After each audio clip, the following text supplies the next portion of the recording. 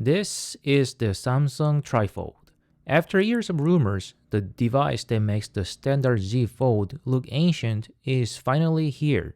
It aims to replace both your phone and your tablet, and it comes with a staggering price tag of around $2,500 or probably even more. But does the reality match the hype? Or is this just a fragile trophy for collectors? Let's take a closer look. The engineering here is deceptive.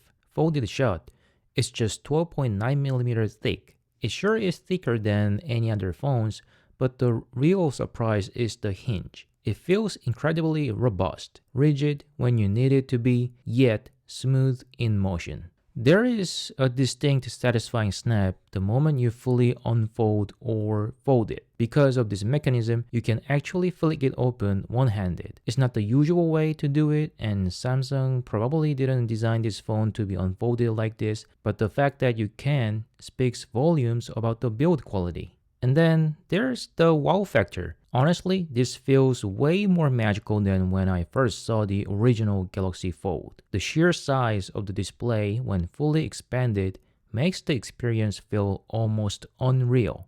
It's a 10-inch QXGA Plus canvas that hits 1600 nits of brightness. In other words, it gets pretty big and it gets insanely bright. But more than just the specs, it's the aspect ratio. It's a true tablet canvas in your hands. Whether you are reading or watching content, the immersion is on a completely different level compared to standard foldables. The camera system is a mix of the ultra premium and the necessary compromises. You get the massive 200 megapixel main sensor from the S Ultra series, meaning detail and stabilization are top tier. However, to keep the device thin, the optical zoom is kept at 3x, not the 5x found on the S25 Ultra. It's a fair trade-off for the form factor, giving you a pro-grade main shooter while keeping the profile slim. When compared to my Z Fold Special Edition, the TriFold feels like a massive technical breakthrough. The frame is barely thicker than the USB-C port itself. Unless we lose the port entirely,